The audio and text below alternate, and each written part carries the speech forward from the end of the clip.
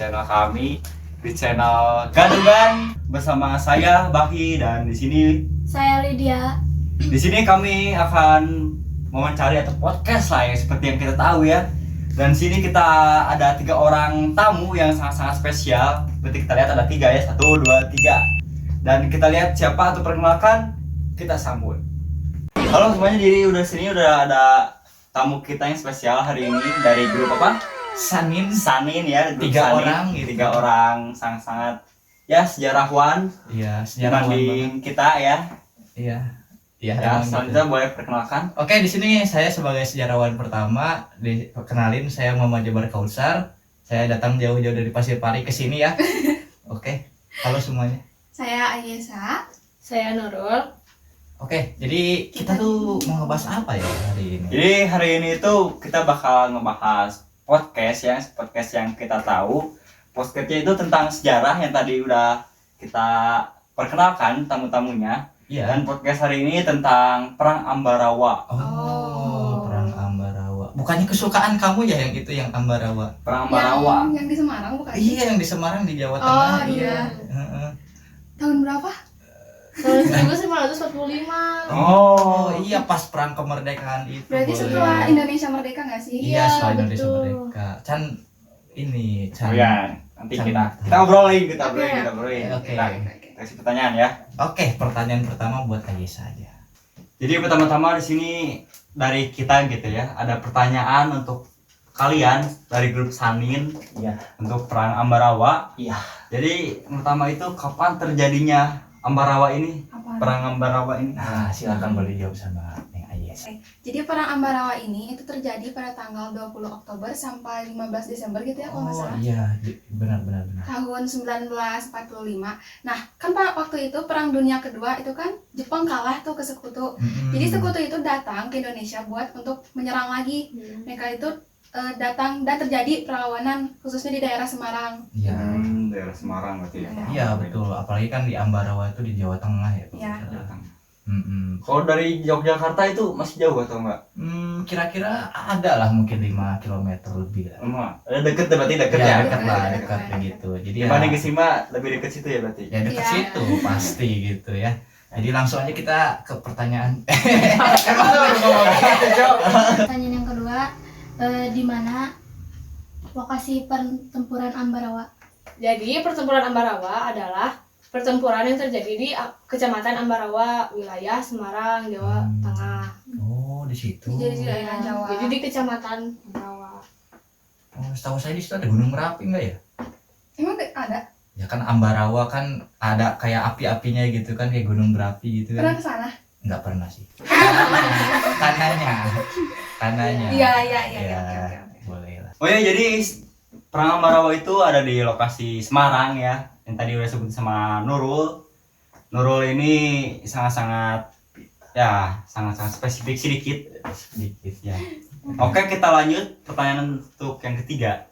Oke, untuk pertanyaan ketiga di sini saya mau ngasih ke Ananda Jabar. Iya, boleh. Apa? Jadi pertanyaannya itu, apa penyebab terjadinya pertempuran Ambarawa ini? Oke. Jadi kalau penyebabnya sih banyak ya faktornya, apalagi emang dari sekutu sendiri ada perbedaan kepentingan dengan RI atau Republik Indonesia gitu ya.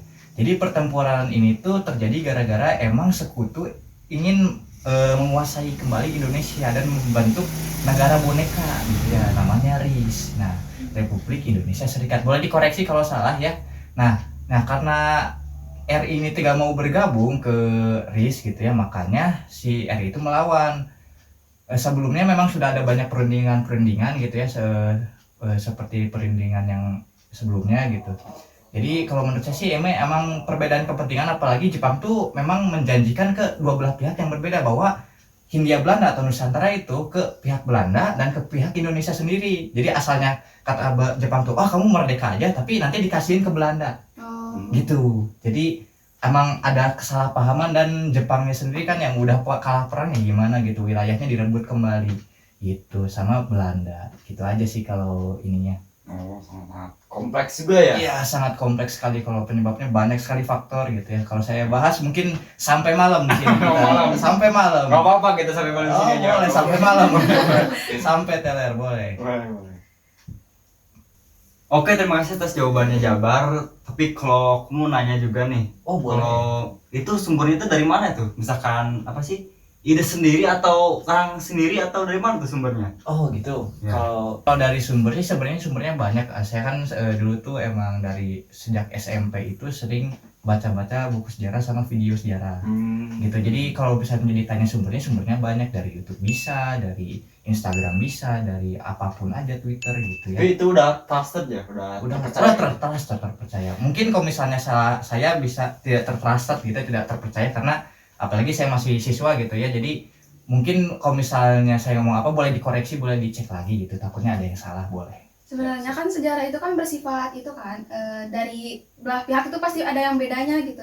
Dari pihak mana ngomongnya ini, dari pihak sini ngomongnya ini. Jadi kayak ya udah kita mah jadi cuma nyatuin doang mana yang bisa dipercaya, apa yang kita yakinin. Gitu. Dan sejarah itu kebanyakan dibuat oleh pemenang. Iya. pemenang. Ya, jadi gimana tuh maksudnya? Jadi kalau misalnya sejarah dibuat oleh pemenang tuh gini. Kenapa sih dulu sejarah Islam tuh sedikit?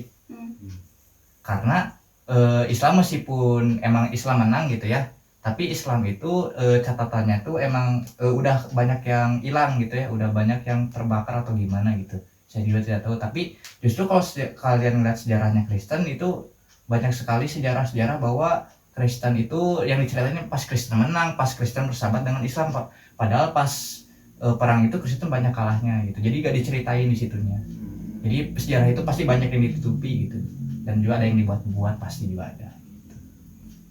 Oke guys, jadi itu sumbernya sangat-sangat trusted banget ya, apalagi dari sejarawan yang sangat-sangat pintar ini, sangat jenius ini dari kelompok grup Sanin. Ya. Oke, pertanyaan selanjutnya boleh dibaca oleh Lydia. Pertanyaan buat AES, bagaimana sih upaya pencegahan pertempuran Ambarawa?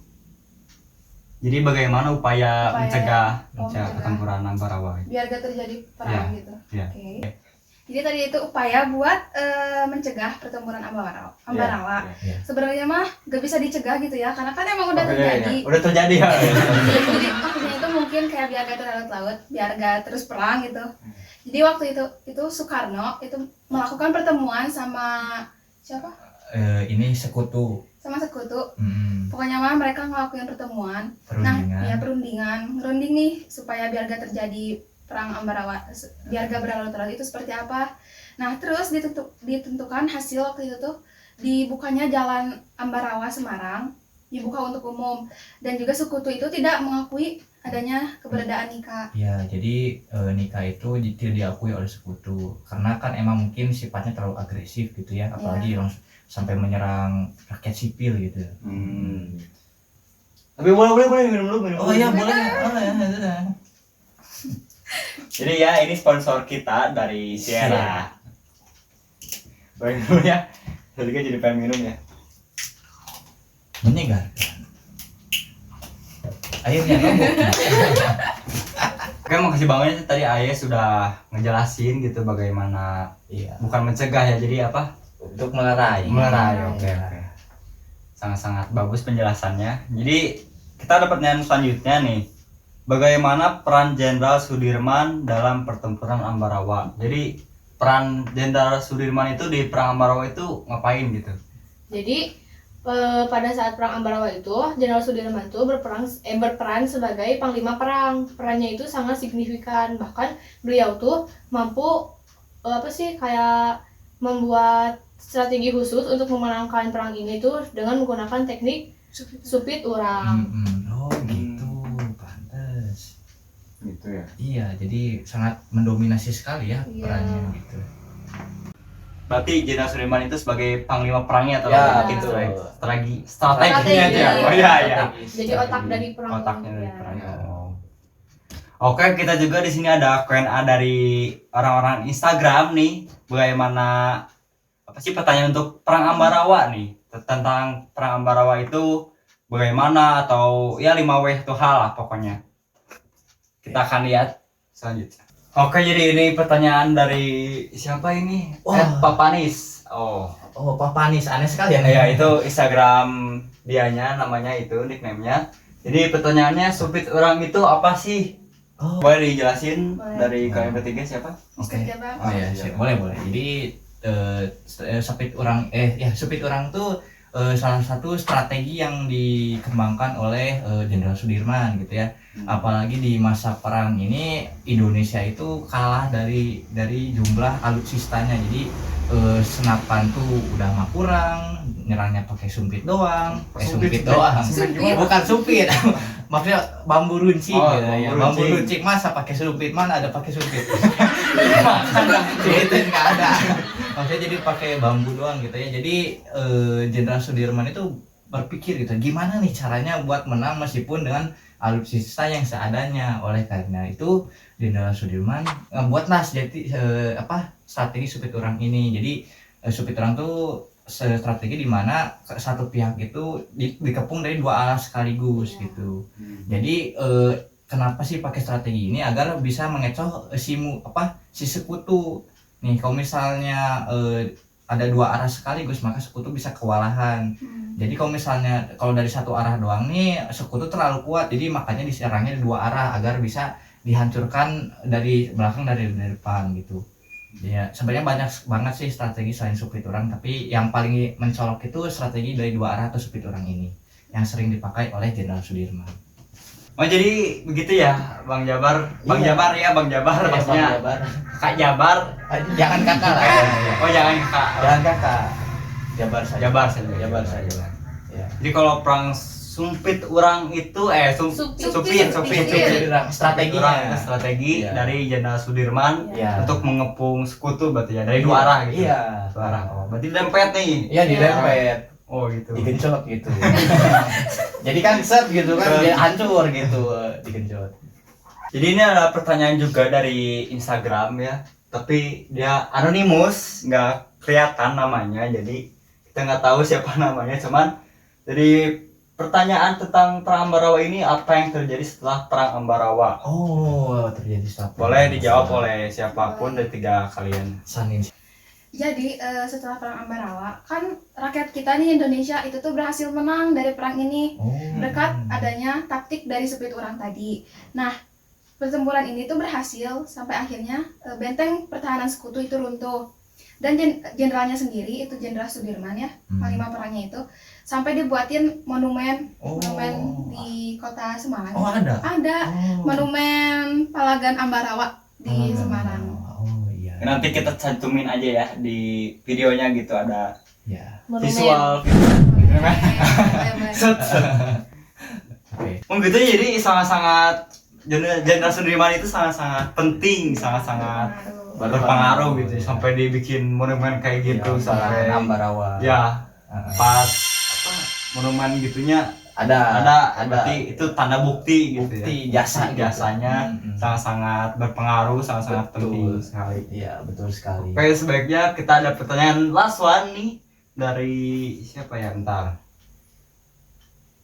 Oke, jadi ini pertanyaan terakhir ya untuk grup Sanin nih. Iya, boleh. Boleh dibaca Lydia?